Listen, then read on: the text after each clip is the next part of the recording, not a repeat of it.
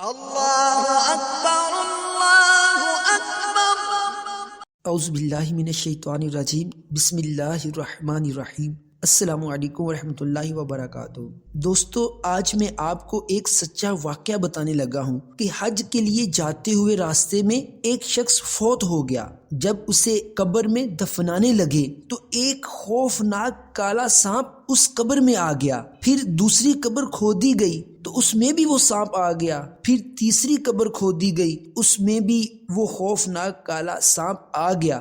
بعد میں فوت ہونے والے کی بیوی نے بتایا کہ یہ شخص کیا کام کرتا تھا۔ تو اس مکمل واقعہ کو سننے کے لیے ویڈیو کو آخر تک دیکھیں۔ ناظرین، حیات الحیوان میں ہے، حضرت ابن محمود رحمۃ اللہ تعالی علیہ بیان کرتے ہیں کہ میں حضرت عبداللہ ابن عباس رضی اللہ تعالی عنہ کے پاس بیٹھا تھا کہ ایک شخص آیا اور کہا کہ ہم حج کے لیے آئے ہیں اور راستے میں ہمارا ایک ساتھی فوت ہو گیا ہے۔ ہم نے اس کے لیے قبر کھودی تو قبر میں کہیں سے ایک خوفناک کالا سانپ آ گیا۔ ہم نے وہ جگہ چھوڑ دی اور دوسری جگہ قبر کھودی، کیا دیکھا کہ اس قبر میں بھی سانپ بیٹھا ہے۔ پھر ہم نے تیسری قبر کھودی تو اس میں بھی وہی سانپ نظر آیا۔ ہم حیران اور پریشان ہو گئے۔ اب میں آپ کی خدمت میں آیا ہوں کہ ہم کیا کریں؟ حضرت عبداللہ ابن عباس رضی اللہ تعالیٰ عنہ نے فرمایا، تم سانپ کے پاس ہی اسے دفن کر دو۔ خدا کی قسم، اگر تم ساری زمین بھی اس شخص کے لیے کھود ڈالو گے تب بھی یہ سانپ وہاں آ جائے گا۔ جب حضرت عبداللہ ابن عباس رضی اللہ تعالیٰ عنہ نے یہ فرمایا تو ابن محمود رحمۃ اللہ تعالی علیہ کہتے ہیں، میں بھی اس شخص کے ساتھ چلا گیا۔ پھر ہم نے اس کے لیے ایک قبر کھودی تو اس میں اچانک ایک مہیب کالا سانپ آ گیا۔ ہم نے اس شخص کو سانپ کے پاس ہی دفن کر دیا۔ پھر ہم مل کر واپس آئے، حج ادا کیا۔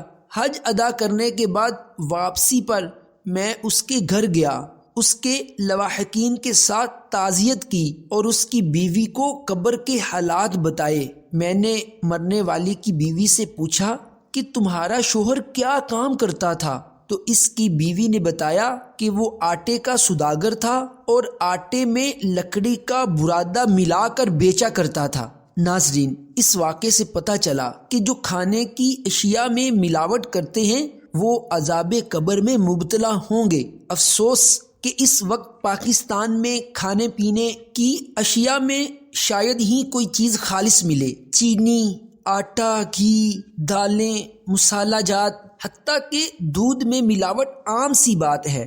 90 سے 92% مسلمان آبادی والے ملک اسلامی جمہوریہ پاکستان اس وقت شاید ملاوٹ والے ممالک کی ٹاپ 10 لسٹ میں شامل ہوگا۔ قرآن و حدیث کی تعلیمات کے مطابق کھانے پینے کی اشیاء میں ملاوٹ کرنا حرام اور سخت گناہ ہے۔ حدیث پاک کا مفہوم ہے، چنانچہ ترمذی شریف حدیث نمبر 1315 ہے۔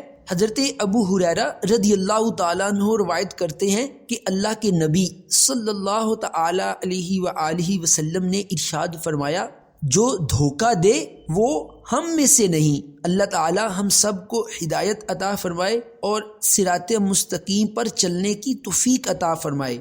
دوستو، اگر آپ کو یہ ویڈیو پسند آئی ہے تو ویڈیو کو لائک کریں۔ اگر آپ چینل پر نئے ہیں تو چینل کو سبسکرائب لازمی کر دیں، کیونکہ میں اپنے چینل پر اسلامی، اصلاحی اور معلوماتی ویڈیو بناتا ہوں۔ نیکسٹ ویڈیو تک مجھے اجازت دیجیے۔ اللہ حافظ۔ السلام علیکم ورحمۃ اللہ۔